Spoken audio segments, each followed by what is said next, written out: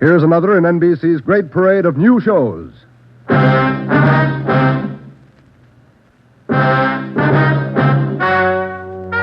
Ladies and gentlemen, the story you are about to hear is true. Only the names have been changed to protect the innocent. NBC brings you Dragnet.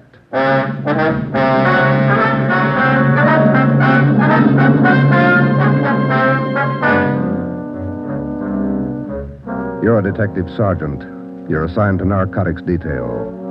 For more than 2 months, doctors' offices have been burglarized, hospital pharmacies pillaged, drugstores robbed, medical supply firms ransacked, with one purpose in mind: the theft of narcotics. The criminals are expert, cunning, vicious. Your job, get them. Dragnet, the documented drama of an actual crime, investigated and solved by the men who unrelentingly stand watch on the security of your home, your family, and your life. For the next 30 minutes, transcribed in cooperation with the Los Angeles Police Department, you will travel step by step on the side of the law through an actual case from official police files. From beginning to end, from crime to punishment, Dragnet is the story of your police force in action.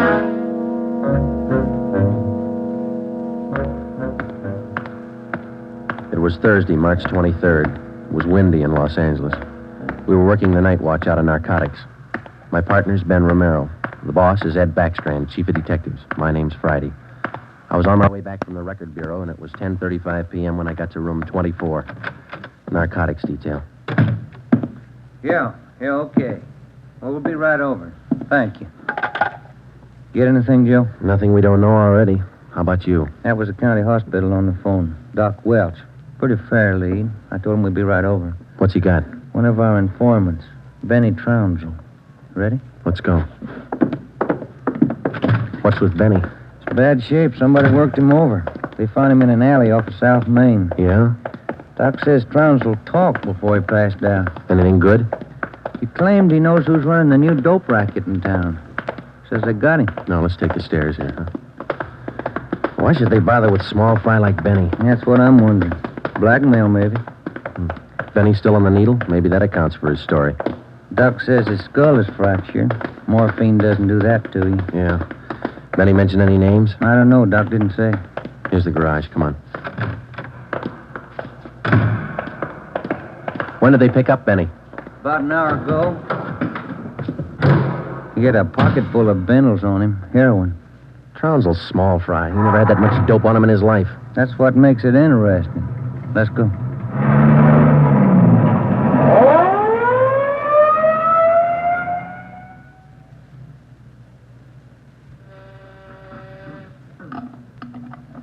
County Hospital?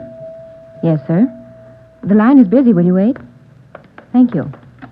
Can I help you, gentlemen? We'd like to see Dr. Welsh. She's expecting us.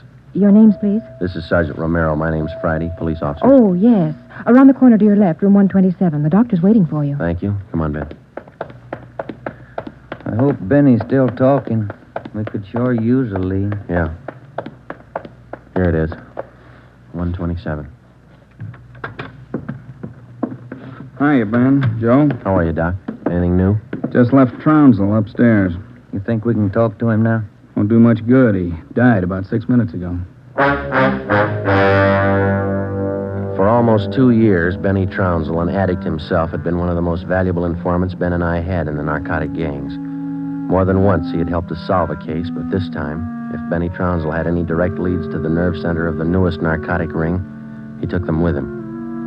Besides his dying accusation that the ring had gotten to him, he left behind only 2 small scraps of information. First, when he arrived at the county hospital, Dr. Welsh reported that Trounsel repeatedly muttered the name Patterson. Secondly, among the few personal effects found in his pockets was a good amount of heroin and a small piece of white paper with 2 words scrawled on it: Tucker Building. Benny Trounsel's body was taken to the county morgue, and the next morning it was posted.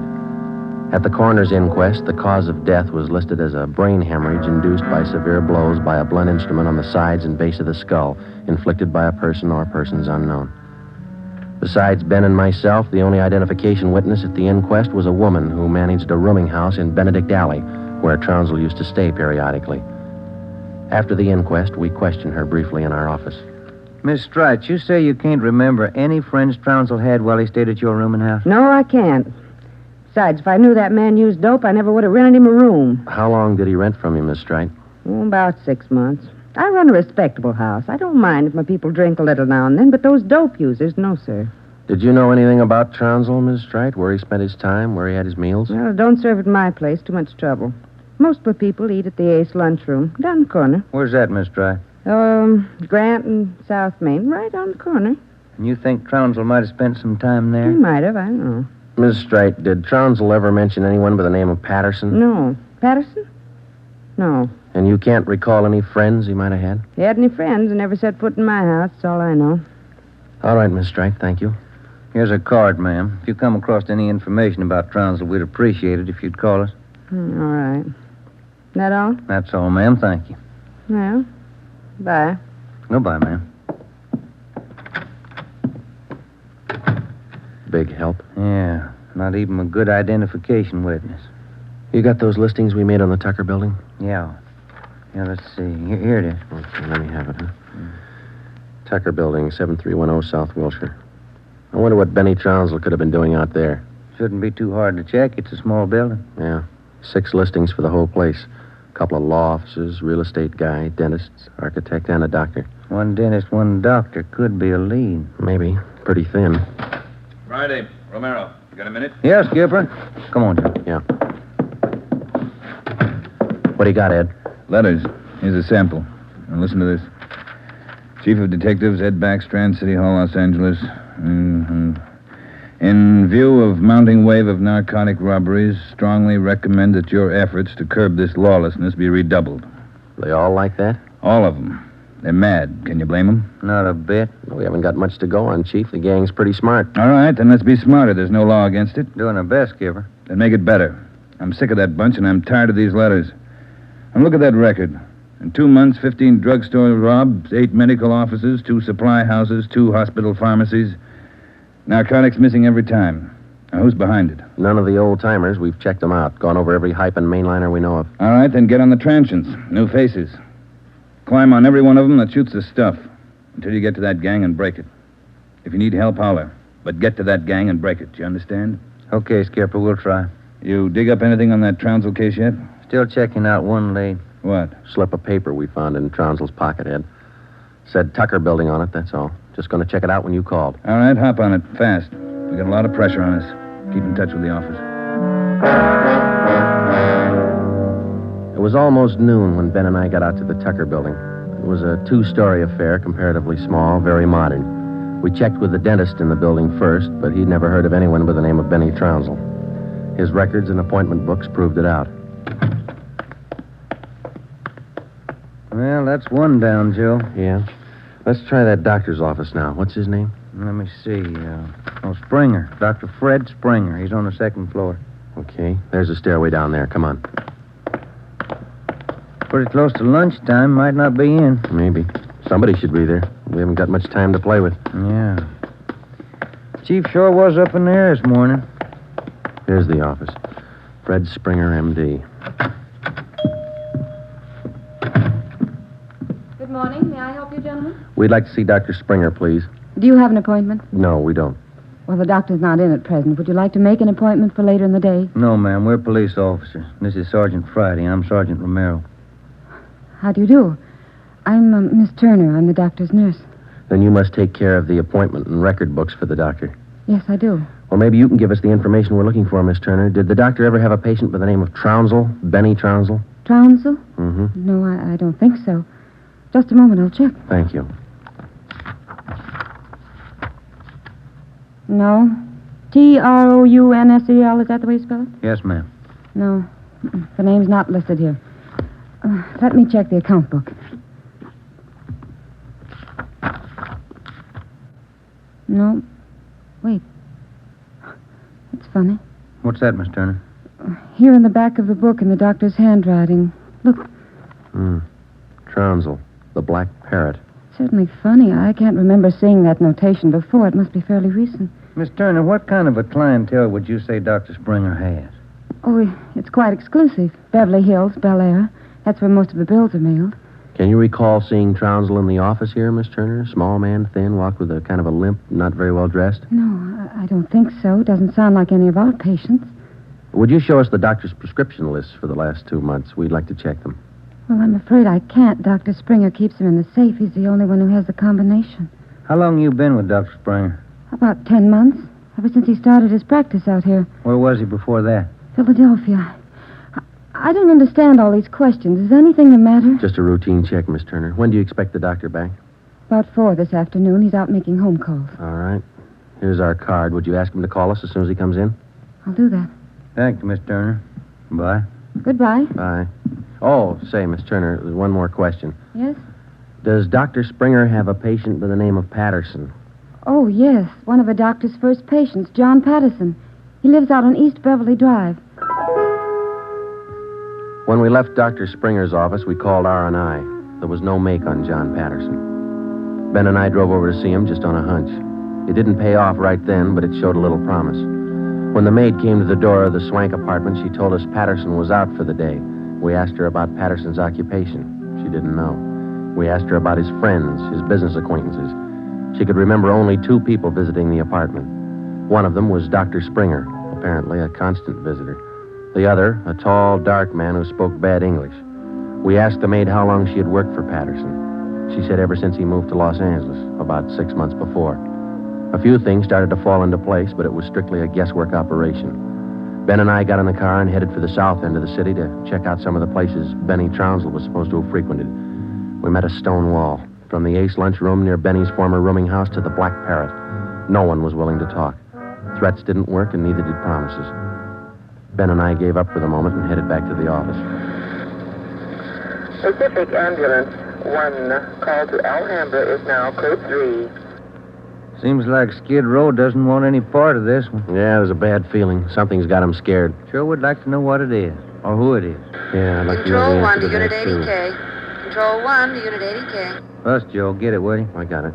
80K to Control 1. 80K to Control 1. Go ahead. 80K. Call station 2511, code 3. 80K to Control 1. Roger. KMA 367. Wonder what that's all about. Well, let's find out. There's a drugstore. They ought to have a phone. Pull over, huh? You got a nickel? Oh, yeah, sure. Thanks. I'll be back in a minute.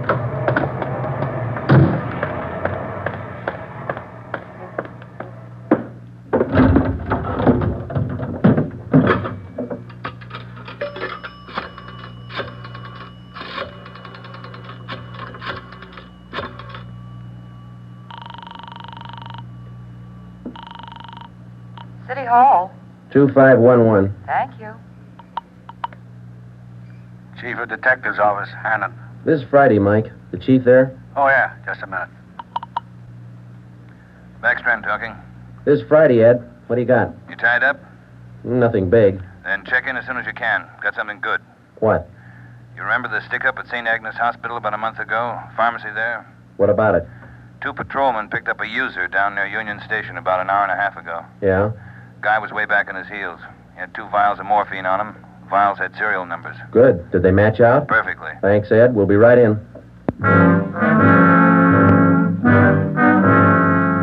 When Ben and I got back to the office at 3:52 p.m., we picked up Chief Ed Backstrand and went directly to the crime lab, where Lieutenant Lee Jones analyzed the contents of the 2 vials taken from the suspect.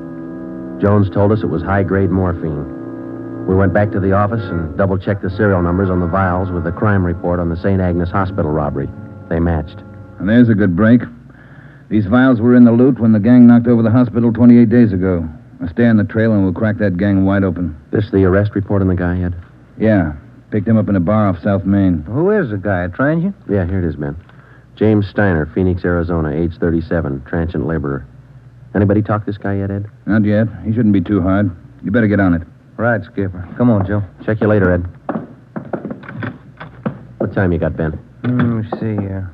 25 past 4. A phone call for you, Ben? Yeah, who was it? Your wife wants you to pick up some aspirin and a bottle of nose drops for your kid on your way home. Oh, yeah, almost forgot it. That the only call we had, Mike? That's right. Thanks. Okay. You got that Dr. Springer's number, Ben? Yeah, here it is. Crestview 55284. Thanks. Nurse said he'd call us around 4, didn't she? Yeah.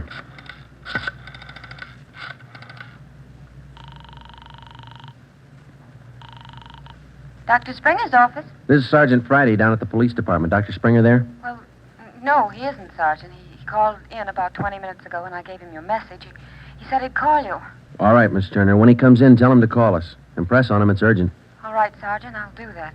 Goodbye. Goodbye. No luck? I don't know. Just a hunch. He may be ducking us.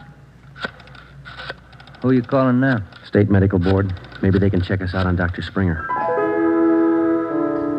I put the call through to the State Medical Board and asked for a check on Dr. Fred Springer. They said they'd call back within the hour.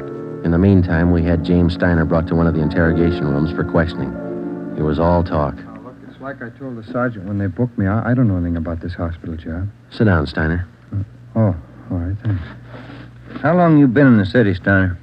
L.A.? Oh, about a month. I came from Phoenix, looking for work. Things are pretty slow in Phoenix. Where'd you get the morphine? Huh? I said, where'd you get the morphine? The stuff? Oh, I bought it. Just for a pop now and then. I just play around with it. Just for kicks. Who'd you buy the vials from? Who? I don't know. A guy in a bar gave me a price. Which bar was that? Which bar? The Black Parrot. I'm not hooked. I just play around with it just for kicks. What did the guy look like, Steiner? What did he look like? I don't know. Tall, I guess. Would you remember him if you saw him again? Remember? Sure. I talked to him a couple of nights at the bar. Was he on the stuff? Was he a hype? Hype? Yeah, maybe. Tall fella, dark. You shooting the stuff? Shooting the stuff? No, I'm no mainliner. I never took in the veins in my life. I told you I'd do it just for kicks, just a pop now and then. Take off your shirt. Let's see your arms. Huh? My arms? Come on, take it off. Well, Who are you kidding, Steiner? Your arm looks like a pincushion. I told you just once in a while, just for the kicks. I'm not hooked on it.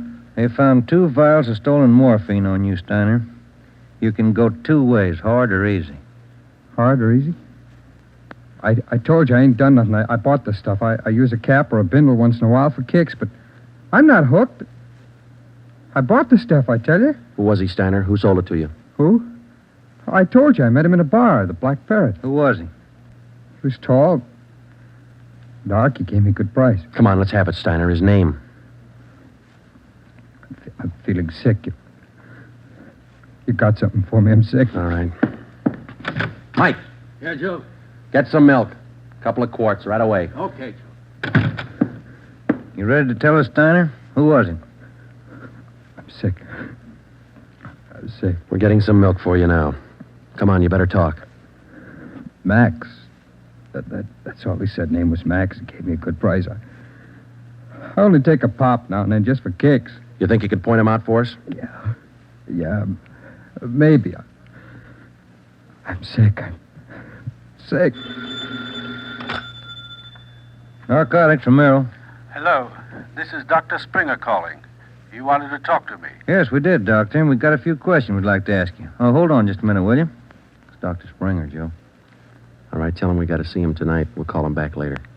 Dr. Springer? Yes? Sorry, Doctor. We'll have to see you later on tonight. You be at home? Well, I have an appointment this evening. Would you mind telling me what this is all about? Sure, Doctor. It's about a man named Benny Trounsel. Oh. I see. And if you don't mind, we'd like to check over your prescription list with you. Yes. I'll cancel my appointment. You can contact me here at home.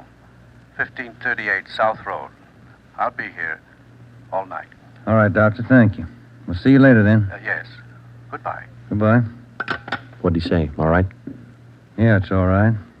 I'll buy that hunch of yours now, Joe. Dr. Springer, he knows who killed Benny Trounsel. I bet he knows why.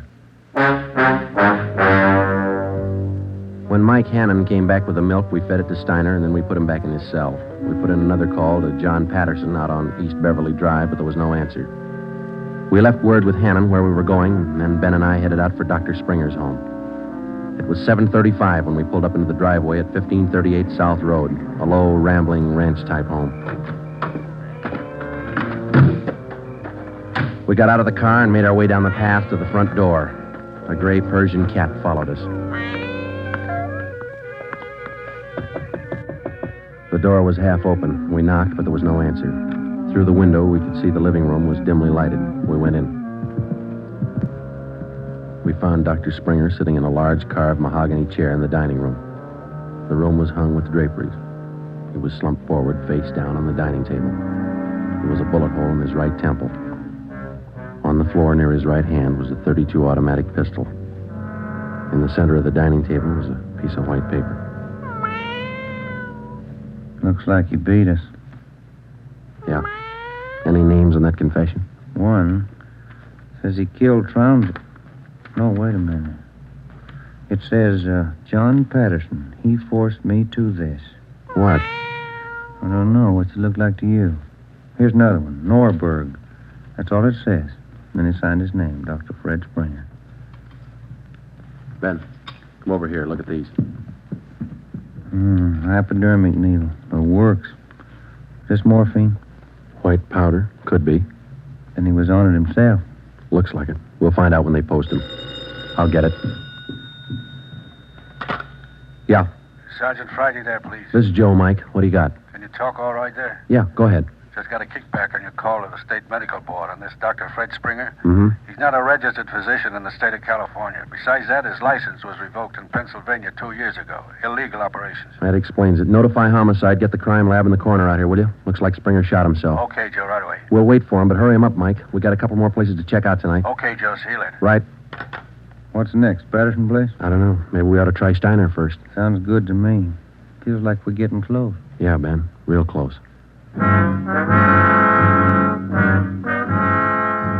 12 minutes later, homicide and the crime lab men checked in at the Springer house, and Ben and I checked out. We went back to the office and found Ed Backstrand waiting for us. We told him our story, and he sent 2 men out to keep an eye on the Patterson place.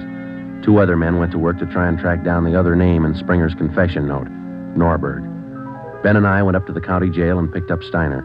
The 3 of us started out to look for the man who sold Steiner the 2 vials of morphine stolen from the hospital pharmacy a month before. The man's name was Max. He was tall and dark. That was all we knew. The rest of it was up to Steiner. 2 other men from the detail, Davis and Emerson, came along with us to take care of Steiner if anything went wrong. Our first stop was the Black Parrot Tavern. Davis parked the car in an alley down the street. Steiner, Ben, and I got out and walked the rest of the way. You understand what you're supposed to do, Steiner? Me? Yeah. I go in first and sit at the bar. You 2 will follow me. I sit at the bar, and if I see Max, I give you the sign. That's okay, huh? That's right. And you don't try to break for it. Break for it? Me? I told you, I'm squaring with you guys.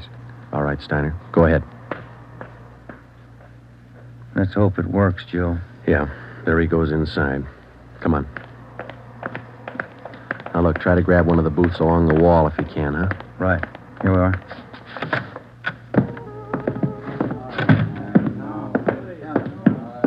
First booth, Ben. It's empty. Yeah. Fellas left to order at the bar. Waitress got a night off. Make it a couple of beers, will you? Couple of beers? Okay. Joe. So look at Steiner. Yeah, he's signaling. Must mean the guy putting on his coat over there. No, hold it, Ben. Wait till he gets past us.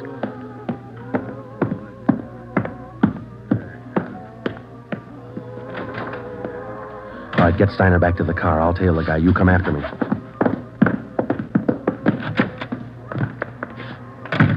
I didn't know how right Steiner was or how much we could trust him. All I knew was that the man I was following was tall and he was in a hurry. I followed him 3/4 of a block before he turned in at a motel.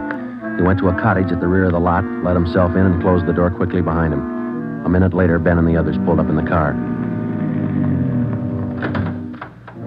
Got him staked out, Joe. Steiner says that was Max. Let's make sure. Come on. Which one's he in? The one down at the end here. Now be careful. You too. All right, here we are. Wait a minute right there.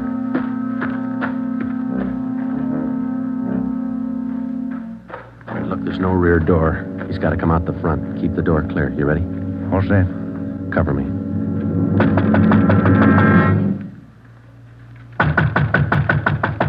Open up in there. Who is it? Police officers, open up. Just a minute.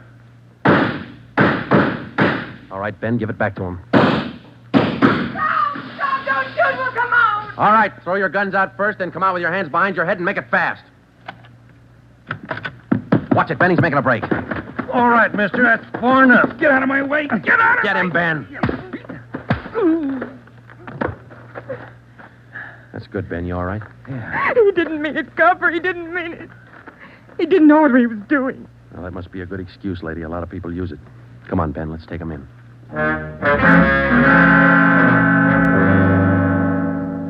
It was 10 minutes past midnight when we got back to headquarters. Both the man and the woman were booked for violation of the State Narcotics Act, a felony.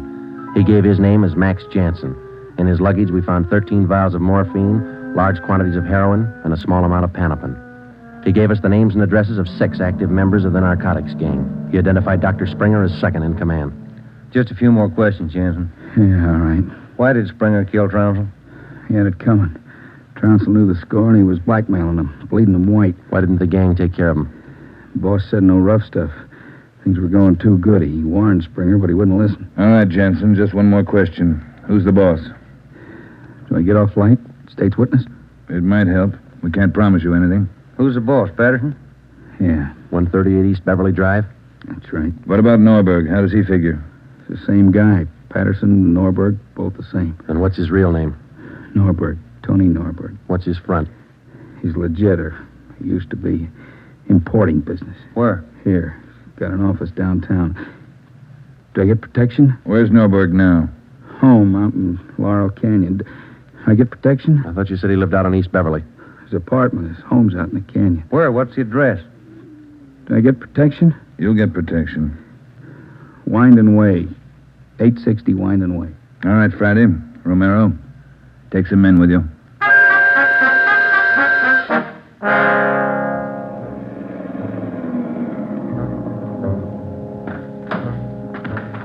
All right, Davis, cover the back of the house. Levine, you cover the front. Come on, Ben.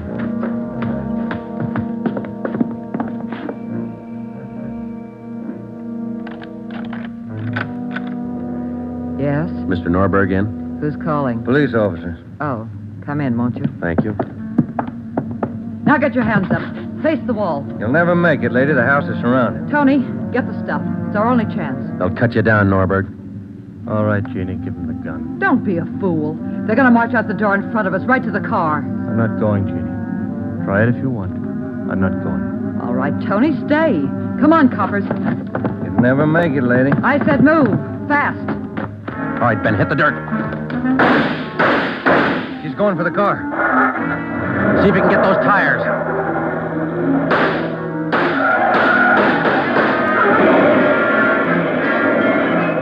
Come on.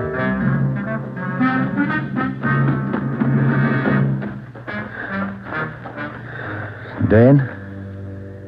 Yeah. Norberg was smart. Must be the girlfriend. Guess so. Wonder why they start. Hmm? Why did they get on the stuff, Joe? For kicks, Ben. None of them ever get hooked. Just for kicks. The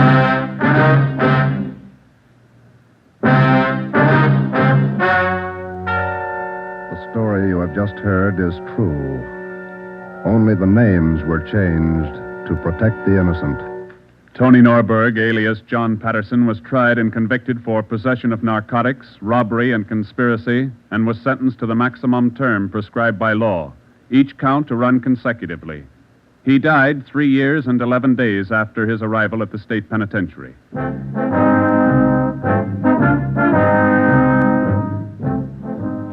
You have just heard the 9th in a new series of authentic cases transcribed from official files. Technical advice for Dragnet is furnished by the Los Angeles Police Department. Tonight's program is dedicated to Chief Erskine Fish of the North Sacramento Police Department, who on the night of August 11th, 1935, gave his life so that yours might be more secure.